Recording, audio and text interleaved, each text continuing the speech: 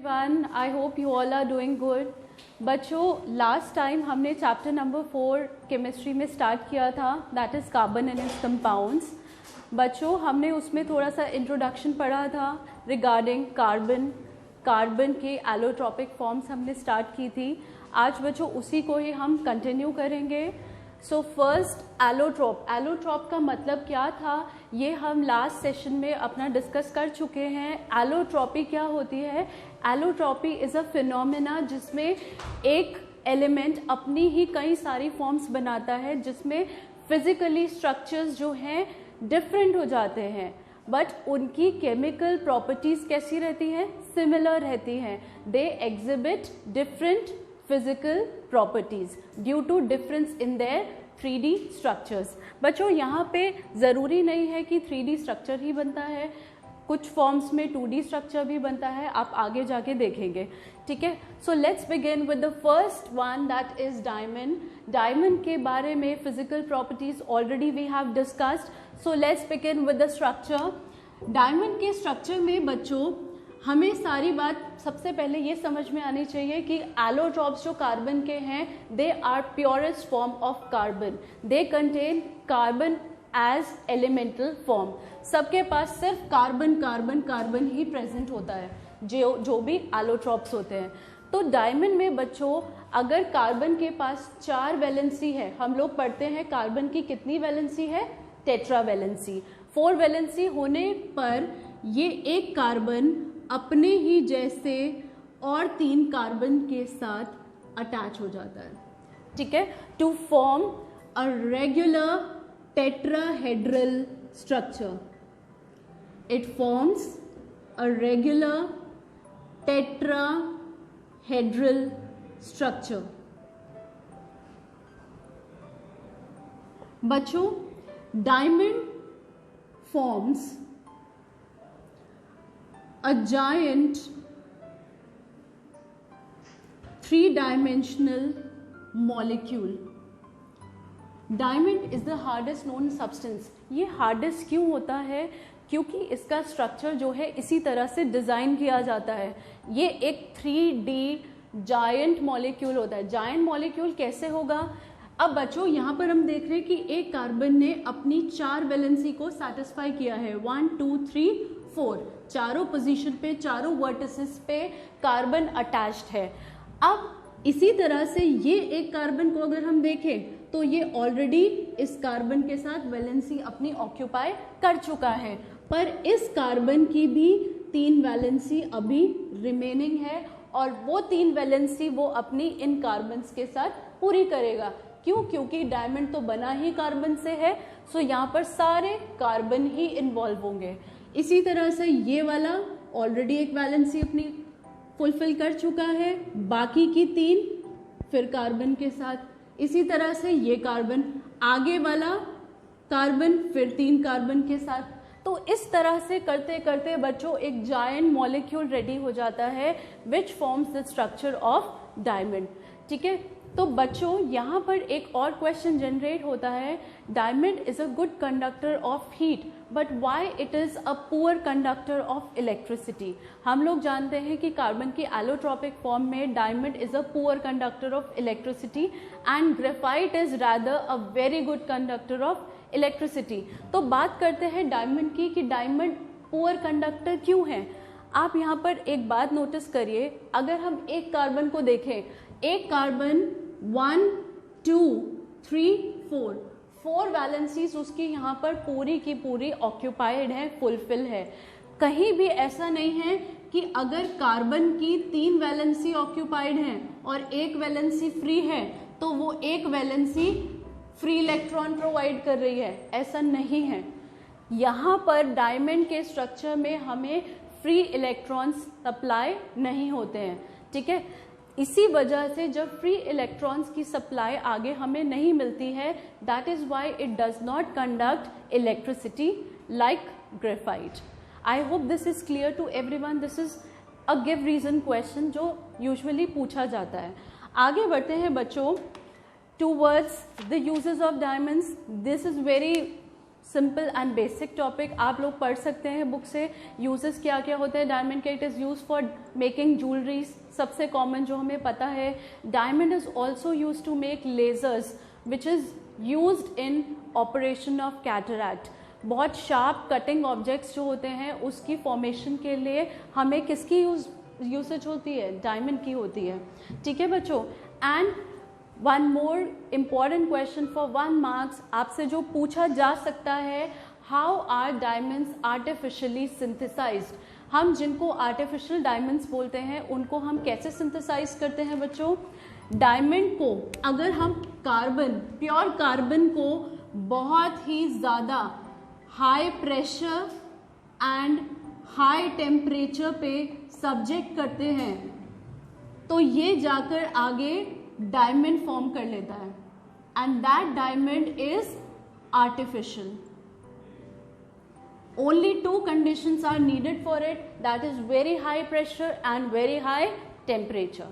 Okay, आगे बढ़ते हैं बच्चों towards the second allotrope of carbon, that is graphite. बच्चों ये चैप्टर ऑलरेडी बहुत रिड्यूस हो चुका है, बट इसमें से जो भी एसेंशियल पार्ट है that we will do. And allotropes आप सबने करने हैं, हाइड्रोकार्बन्स का पार्ट पूरा करना है जिसमें सैचुरेटेड अनसैचुरेटेड हाइड्रोकार्बन्स के बारे में हम आगे पढ़ेंगे। सो let's begin with the second allotrope, that is graphite. Graphite बच्चों कॉमनली आपने कहाँ सुना है कि ग्रेफाइट कहाँ यूज होता है? पेंसिल की जो टिप्स होती हैं, पॉइंट्स होती हैं जो हमें लिखने के काम में आती हैं, वो कहाँ किस चीज़ से बनी होती हैं? ग्रेफाइट से बनी होती हैं। Another usage of graphite is that it is use in battery electrodes. Battery के अंदर जो इलेक्ट्रोड्स बनाई जाती हैं वो किसकी होती है? ग्रेफाइट की होती हैं। Why? Because graphite is a very good conductor of electricity. अब इसका बच्चों फिजिकल प्रॉपर्टीज की अगर हम बात करें तो graphite is not hard in nature, it is not hard like diamond, it can be easily broken. Brittle nature होती है ग्रेफाइट की। Graphite has low melting and boiling point. Graphite is used as a dry lubricant. वैसे तो ये बात usage पे करनी चाहिए, पर स्टार्टिंग में इसको कई बार मेंशन किया जाता है because this is a very very important point about graphite. बच्चों स्ट्रक्चर डिस्कस करने से पहले मैं आपको ये बात मेंशन करना चाहती हूँ कि ग्रेफाइट हमेशा एक ड्राई ल्यूब्रिकेंट की तरह यूज़ किया जाता है इन मशीनरीज जहाँ पे बहुत ज़्यादा अमाउंट ऑफ फ्रिक्शन प्रोड्यूस होता है। जब बहुत ज़्यादा फ्रिक्शन प्रोड्यूस होता है हम क्या करते हैं? ल्यूब्रिकेशन का काम करते हैं ताकि वहाँ पे फ्रिक्शन थोड़ा सा कंट्रोल हो जाए, और ऐसे में जो हमें ड्राई ल्यूब्रिकेंट काम में आता है दैट इज ग्रेफाइट। आगे बढ़ते हैं अबाउट इट्स स्ट्रक्चर। बच्चों graphite has a 2-dimensional structure, 2-dimensional structure है and it has a layered or sheet like structure, या तो लेयर जैसा या फिर शीट जैसा, ये हम आगे डिस्कस करेंगे कि ऐसा क्यों होता है। More over a layer of graphite forms hexagonal ring of carbon। Okay, ये तो थी एक बहुत बेसिक सी जानकारी अबाउट ग्रेफाइट। अब देखिए ग्रेफाइट होता कैसे है। हमने डायमंड में पढ़ा था कि एक कार्बन अपने ही जैसे 4 कार्बन के साथ अटैच होता है to form a regular tetrahedron. पर यहाँ पर क्या होता है बच्चों कि एक कार्बन अपने ही जैसे 3 कार्बन के साथ अटैच होता है। एक कार्बन माइनस हो गया इस बार, ठीक है, कम हो गया। एक कार्बन कितने के साथ अटैच है? 1 2 3 कार्बन्स के साथ अटैच है। पर यहाँ पर एक बात ध्यान देने वाली है, कार्बन की वैलेंसी कितनी होती है? 4 टेट्रा वैलेंसी होती है। यहाँ पर 3 वैलेंसी जो है सेटिस्फाई हुई हैं, पर एक वैलेंसी अभी भी यहाँ पर इनकम्प्लीट है। इसका हम आगे डिस्कशन करते हैं। तो बच्चों, अगर ये एक पर्टिकुलर लेयर है कार्बन की, ग्रेफाइट की, ठीक है, जैसे हमारे पास लेयर्स हैं, सपोज ये एक बुक है, इसकी 1 2 3 इस तरह से लेयर्स बिछी हुई हैं। बिल्कुल इसी तरह से एक के बाद एक लेयर्स होती हैं ग्रेफाइट के स्ट्रक्चर में, ठीक है। और वो लेयर्स हमारी किस तरह से अटैच होती हैं? सबसे पहले तो ये देखिए, ये मान लीजिए आपकी फर्स्ट लेयर है, एक कार्बन 3 से अटैच्ड, ये भी आगे जाकर और 3 कार्बन से अटैच्ड। अगर आप ध्यान से देखें तो ये क्या बन रहा है? इस तरह से एक हेक्सागोनल स्ट्रक्चर बन रहा है जिसके वर्टिसेस पे कार्बन अटैच्ड है, ठीक है। तो बच्चों, ऐसे ही क्या होगा दूसरी layer? Now this is the second layer of graphite, जहां पर कार्बन इस तरह से फिर से अटैच्ड होंगे एक हेक्सागोनल पार्ट में, ठीक है। अब अगर ये फर्स्ट लेयर है कार्बन की और ये सेकेंड लेयर है, ये आपस में एक बहुत ही वीक फोर्स के साथ अटैच्ड होती हैं। देखो, कार्बन कार्बन, मैंने आपको बताया था इन आवर फर्स्ट लेक्चर जब हमने ये चैप्टर स्टार्ट किया था कि कार्बन हमेशा कौन सी बॉन्डिंग शो करता है? कोवेलेंट बॉन्डिंग, ठीक है। कोवेलेंट बॉन्डिंग इसलिए क्योंकि वो 4 इलेक्ट्रॉन्स की शेयरिंग करता है, okay.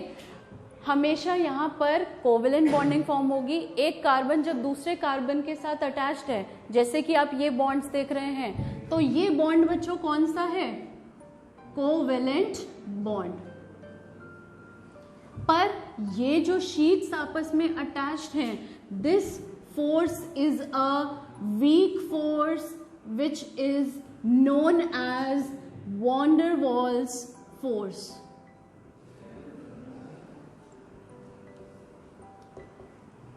This is known as van der Waals force, ठीक है बच्चों। ये इतनी वीक होती है फोर्स कि एक शीट ग्रेफाइट की और दूसरी शीट आपस में बहुत इजीली स्लाइड कर सकती हैं, ठीक है, एक दूसरे के ऊपर बहुत आराम से जब वो स्लिप करती हैं। So this is the only nature which makes it a very good dry lubricant. Lubricant की नेचर क्या होती है? स्लिपरी होती है। अगर हम कोई जैम डोर्स हैं या कोई मशीन है, हम उसमें ऑयल यूज़ करते हैं फ्रिक्शन रिड्यूस करने के लिए, तो ऑयल की नेचर कैसी होती है? स्लिपरी होती है। सेम वे जब हम हैवी मशीनरीज में ग्रेफाइट को as a dry lubricant use करते हैं, तो हमारा पर्पस यही होता है कि ल्यूब्रिकेशन में वो स्लिपरीनेस होनी चाहिए, and that slipperiness comes due to its structure, क्योंकि एक और दूसरी लेयर के बीच में बहुत ईजिली स्लाइडिंग हो सकती है, because these layers are connected and attached through a very weak force which is known as van der Waals force. Is it clear to every one of you? बच्चों clear है आपको? Okay आगे बढ़ते हैं बच्चों टूवर्ड्स द सेकेंड पॉइंट। इसी structure से हमारा जो है एक और क्वेश्चन जनरेट होता है। The question is why graphite is a good conductor of electricity। देखिए इस बात का आंसर आप कैसे देंगे बच्चों? क्योंकि कार्बन में अगर हम इस एक कार्बन को कंसिडर करें जो कि 1 2 3 कार्बन से अटैच्ड है, पर बच्चों उसकी एक वैलेंसी क्या है? फ्री है। कार्बन की क्या होती हैं? 4 वैलेंसी होती है, ठीक है। जब एक कार्बन ने अपनी 3 वैलेंसी को ऑक्यूपाई कर दिया तो एक वैलेंसी कैसी रह गई? यहाँ पर इनकम्प्लीट रह गई। वही इनकम्प्लीट वैलेंसी हमें क्या दे देती है? Free electron. जो वैलेंसी इनकम्प्लीट रह गई उसने हमें प्रोवाइड किया फ्री इलेक्ट्रॉन। तो ऐसे ग्रेफाइट के अंदर न जाने कितने कार्बन होंगे जो फ्री इलेक्ट्रॉन्स की सप्लाई कर रहे हैं। जब फ्री इलेक्ट्रॉन्स हमें बहुत ज़्यादा बल्क में मिल रहे हैं, that means our graphite is working as a good conductor of electricity. I hope this point is clear to everyone. Okay. बच्चों इसी के साथ आगे बढ़ते हैं, that is uses of graphite, जो कि हम डिस्कस कर चुके हैं. ग्रेफाइट इलेक्ट्रोड्स बनाने के काम में आता है बैटरीज के अंदर. दूसरी बात, graphite is use as a dry lubricant. बाकी आप बुक में यूजेस पढ़ सकते हैं, it is very general topic. आगे बढ़ते हैं टूवर्ड्स द थर्ड एलोट्रोप, जो कि बहुत ज़्यादातर डिस्कस नहीं किया जाता है, हम उसके बारे में भी पढ़ेंगे. It's a very very unique and it was lately discovered. ये बहुत पुरानी इन्वेंशन नहीं है.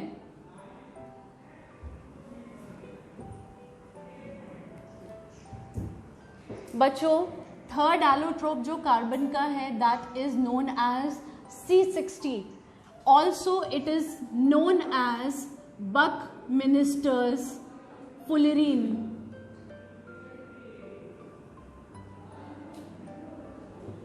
कई बार इसको साइंस में बहुत कॉमन लैंग्वेज में बकी बॉल भी कहा जाता है, बिकॉज इसका जो स्ट्रक्चर है बहुत हद तक फुटबॉल के जैसे मिलता है. फुटबॉल सबने देखी है, फुटबॉल के ऊपर इस तरह से रिंग्स होते हैं, सबने नोटिस किया हुआ है. एक 3D जायंट मॉलिक्यूल होता है C60, 3 डायमेंशनल स्ट्रक्चर होता है. It's a 3D structure which contains 20 hexagons of carbons and 12 pentagons of carbons attached to each other to form a giant molecule. Yes?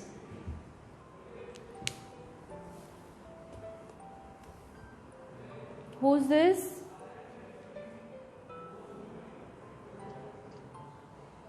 Speak up.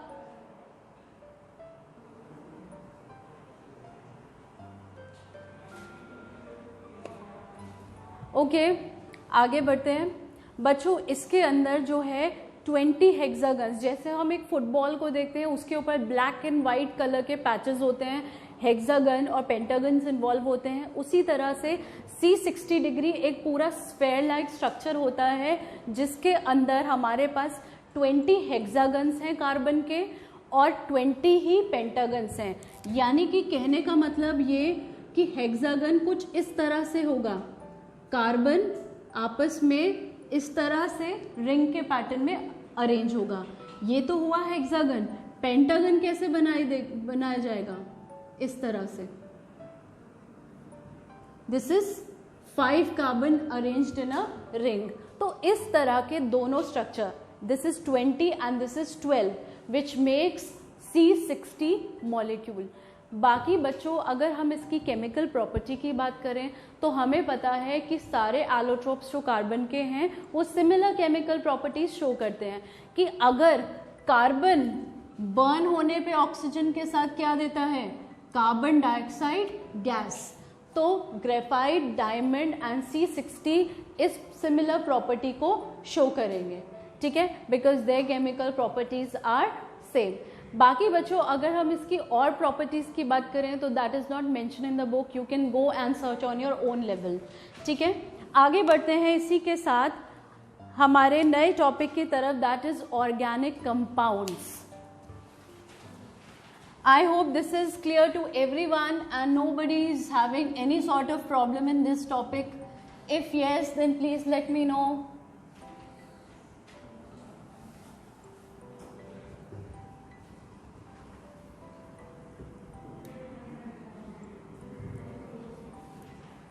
बच्चों please साथ साथ जितना भी topic cover होता है try solving your NCERT questions and your S-Chan questions. We will provide you with the DPP lately.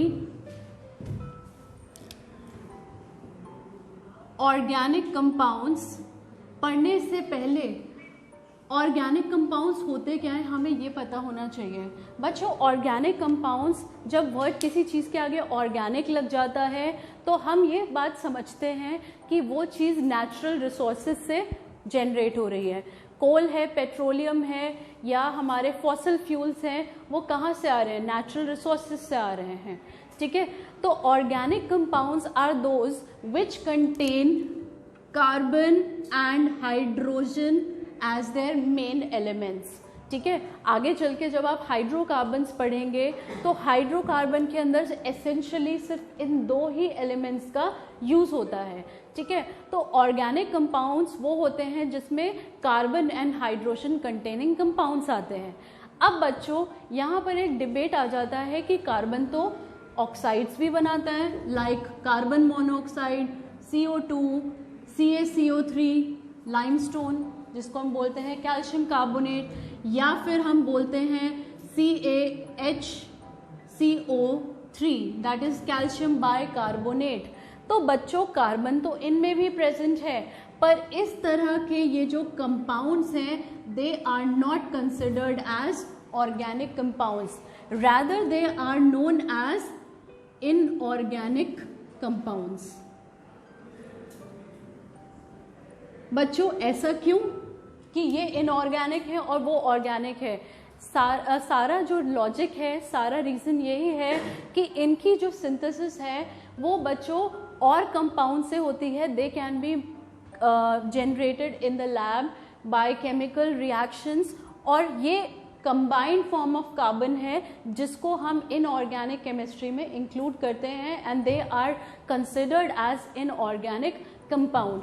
बाकी बच्चों अगर हमारे पास ग्लूकोज है C6H12O6, हमारे पास केन शुगर है दैट इज C12H22O11 जिसको हम सुक्रोज बोलते हैं, ठीक है। तो ये सब हमारे पास हम जो खाते हैं, खाने में कार्बोहाइड्रेट्स होते हैं, प्रोटीन्स होते हैं, फैट्स होते हैं, फैटी एसिड्स हैं, वो सब कार्बोहाइड्रेट्स और ये सब किसका पार्ट है? ऑर्गेनिक कंपाउंड्स का पार्ट है। They are in natural form, they occur from natural resources. अब देखिए यहाँ पर एक थ्योरी आई थी वाइटल फोर्स थ्योरी। जब हम इसके बारे में पढ़ ही रहे हैं तो एक बार गो थ्रू कर लेते हैं what was vital force theory. बच्चों एक साइंटिस्ट ने ये बोल दिया था कि जो भी हमारे ऑर्गेनिक कंपाउंड्स हैं वो एक स्पेशल फोर्स से जनरेट हो रहे हैं, नेचर की कोई स्पेशल फोर्स है जो उन्हें बना रही है। So that theory was said to be vital force theory. This is mentioned in your book, you can give a reading once. पर ये थ्योरी जो है डिसअप्रूव हो गई थी बाय अ साइंटिस्ट नेम वोल्फर। उन्होंने इस थ्योरी को डिसअप्रूव कर दिया। किस बिहाफ पे? क्योंकि उन्होंने एक कंपाउंड है जिसको हम बोलते हैं यूरिया। यूरिया इज NH2NHCO2, ये फॉर्मूला होता है यूरिया का। यूरिया एक कंपाउंड है, आप लोगों ने कॉमनली भी सुना होगा कि यूरिया कहाँ कहाँ यूज़ होता है, फर्टिलाइजर्स में, क्रॉप्स में यूज़ होता है कई बार। तो बच्चों इस यूरिया से उन्होंने एक ऑर्गेनिक कंपाउंड जनरेट किया। ऑर्गेनिक कंपाउंड यूरिया जो है वो जनरेट हुआ एक इनऑर्गेनिक कंपाउंड के थ्रू। वो इनऑर्गेनिक कंपाउंड क्या था? That was I think ammonium cyanate, ठीक है। अमोनियम साइनेट के थ्रू उन्होंने क्या बनाया? यूरिया, NHCO होल ट्वाइस, जिसका फॉर्मूला होता है। जब उन्होंने ये बात प्रूव कर दी कि एक इनऑर्गेनिक कंपाउंड से मैंने ऑर्गेनिक कंपाउंड की सिंथेसिस कर दी, तो इस थ्योरी का तो कोई मतलब ही नहीं है। दिस थ्योरी इज फॉल्स, जो कि ये प्रूव कर रही है कि एक वाइटल स्पेशल फोर्स है जो कि ऑर्गेनिक कंपाउंड्स को सिंथेसाइज कर रही है। No, organic compounds can be synthesised also from inorganic compound. So this was all a basic theory and its contradictions. आगे बढ़ते हैं बच्चों towards the main topic. Organic compounds हमारे कितने तरह के होते हैं? और उससे पहले बच्चों ऑर्गेनिक कंपाउंड्स जो हाइड्रोकार्बन्स बनते हैं उसके पीछे की सबसे दो इम्पॉर्टेंट प्रॉपर्टीज हैं कार्बन की। Number 1 property we know is catenation. Last turn पे हमने डिस्कस किया था कैटिनेशन क्या है, एक सेल्फ लिंकेज की प्रॉपर्टी है जिसमें कार्बन अपने ही जैसे कई सारे कार्बन के साथ लिंक कर सकता है, यानी कि कार्बन एक कितनी भी लंबी चेन को बना सकता है। क्यों? क्योंकि carbon carbon self linkage show करते हैं। एक और बात बच्चों, कार्बन जब अपने ही जैसे कार्बन के साथ अटैच्ड होता है तो बीच में ये कौन सी बॉन्डिंग आती है, covalent bonding. And to you guys it will be a surprise, हम लोग जब चैप्टर 3 में आयनिक एंड कोवेलेंट बॉन्ड पढ़ते हैं तो हम हमेशा कंसिडर करते हैं कि आयनिक बॉन्ड कंपैरेटिवली मच स्ट्रॉन्गर है as compare to covalent bond. ये बात सबने पढ़ी है कि आयनिक कंपाउंड्स का हाई मेल्टिंग बॉइलिंग पॉइंट होता है पर कोवेलेंट का लो होता है। क्यों? क्योंकि कोवेलेंट कंपाउंड्स के अंदर जो है बॉन्डिंग कैसी होती है, वीक होती है। पर ये जो कार्बन कार्बन के बीच की कोवेलेंट बॉन्डिंग है दैट इज क्वाइट स्ट्रॉन्ग। ये जो बॉन्डिंग है कार्बन और कार्बन के बीच की, ये एक्सेप्शनली स्ट्रॉन्ग होती है। दैट इज वाई जो हमारे नेचर में ऑर्गेनिक कंपाउंड्स बनते हैं वो हाईली स्टेबल होते हैं। ठीक है बच्चों, तो पहली प्रॉपर्टी कैटिनेशन एंड दूसरी प्रॉपर्टी टेट्रावैलेंसी, यानी कि 4 वैलेंसी कार्बन की, उसी की वजह से आगे चल के ऑर्गेनिक कंपाउंड्स की सिंथेसिस होती है। So these are the 2 vital important properties of carbon जो ऑर्गेनिक कंपाउंड्स की सिंथेसिस में हेल्प करती है। लार्ज कार्बन कंपाउंड्स की चेन फॉर्म होती है। आगे चलते हैं टाइप्स ऑफ ऑर्गेनिक कंपाउंड्स।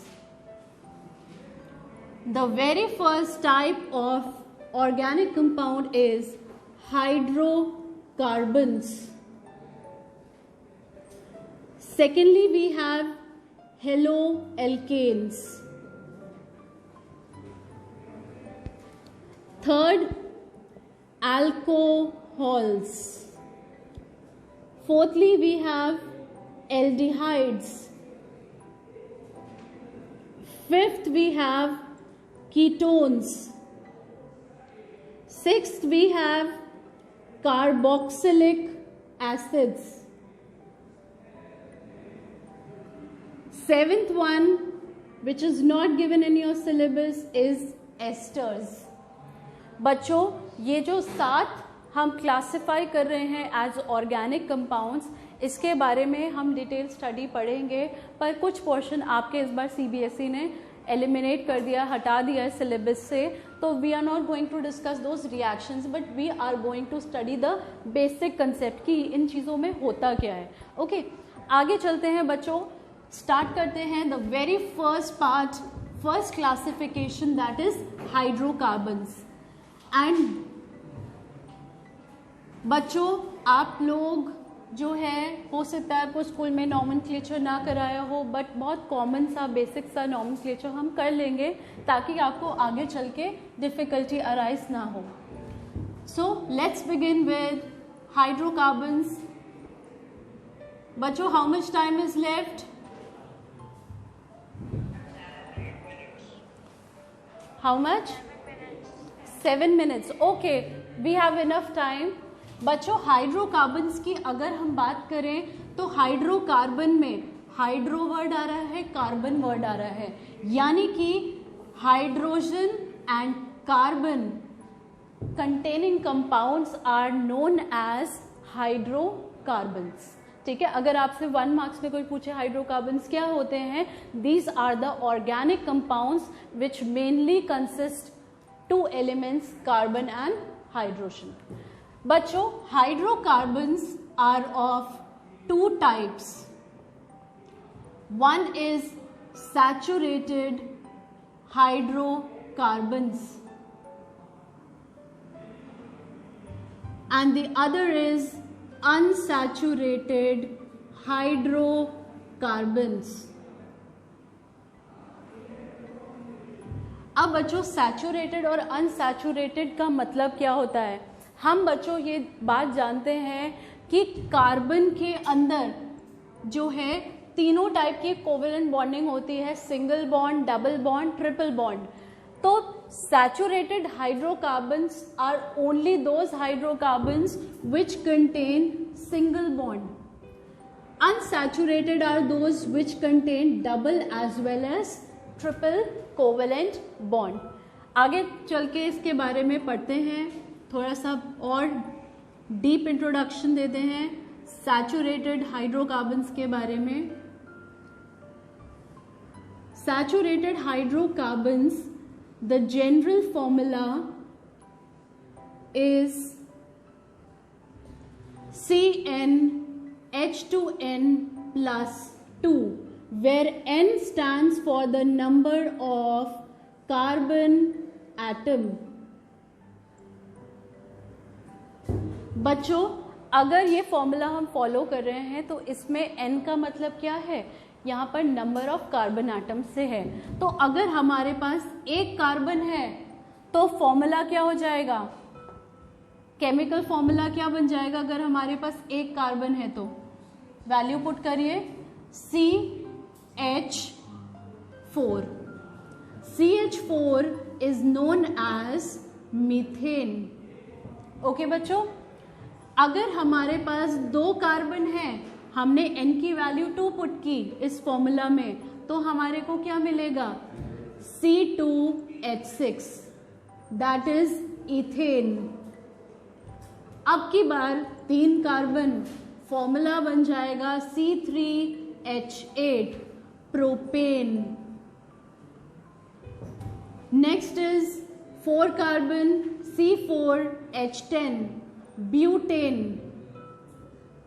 बच्चों, ये तो मैंने आपको एक बहुत बेसिक सा इंट्रोडक्शन दिया है इस चीज़ के बारे में।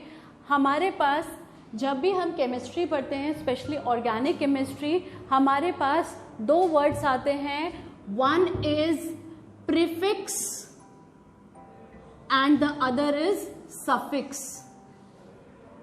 प्री, कोई चीज़ जब प्री आती है हम कहते हैं प्रीपोन हो गई, प्रीपेड हो गई, तो हम कहते हैं यानी कि उसका काम पहले ही हो गया। ठीक है, तो जो हम ये नाम दे रहे हैं मीथेन, इथेन, प्रोपेन, ब्यूटेन, तो इसमें जो पहले आने वाला वर्ड होता है, रूट वर्ड होता है, जिससे नाम स्टार्ट होता है, उसको हम क्या बोलते हैं, प्रीफिक्स बोलते हैं। ठीक है, prefix are usually meth, eth, prop, but, paint,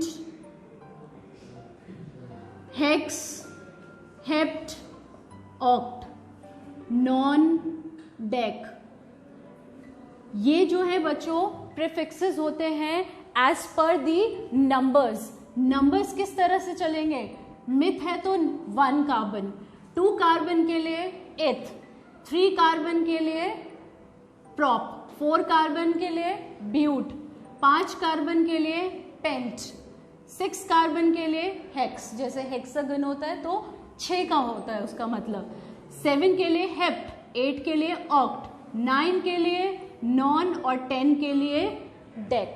ठीक है, सफिक्स क्या होते हैं बच्चों, सफिक्स होते हैं बिल्कुल सरनेम की तरह, जैसे कि राहुल अगर बहुत सारे बच्चों का नाम है पर उनकी आइडेंटिटीज डिफरेंट कैसे होती है, क्योंकि उनके सरनेम्स जो हैं डिफरेंट होते हैं।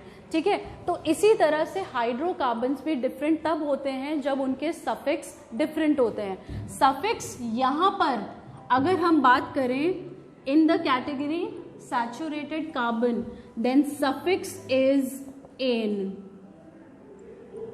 सफिक्स क्या होगा, एन, यानी कि हमें हर एक हाइड्रोकार्बन के आगे, सैचुरेटेड के आगे क्या लगाना है, ane. Okay, and saturated hydrocarbon contains single covalent bond between carbons. ठीक है बच्चों, तो अगर यहाँ पे 5 कार्बन हो जाएंगे तो फॉर्मूला क्या होगा, C5H12। आपने मिनट से पहले आपने सोचना ही नहीं है, 5 कार्बन है तो हमें पता है प्रीफिक्स क्या होगा, पेंट। एंड हमने सफिक्स हमें क्या दिया गया है, एन, तो पूरा नाम क्या बन गया, पेंटेन। ठीक है, 6 कार्बन है, C6H14, क्या नाम आएगा? हेक्सेन। इसी तरह से आगे आप अपने आप बनाते जाएंगे हेप्टेन, ऑक्टेन, नॉनेन, डेकेन, ठीक है।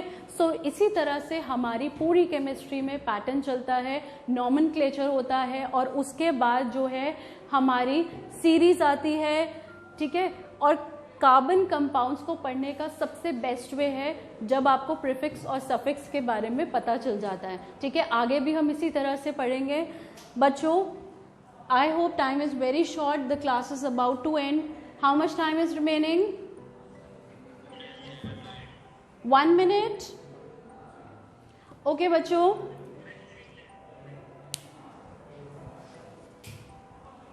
Please speak again.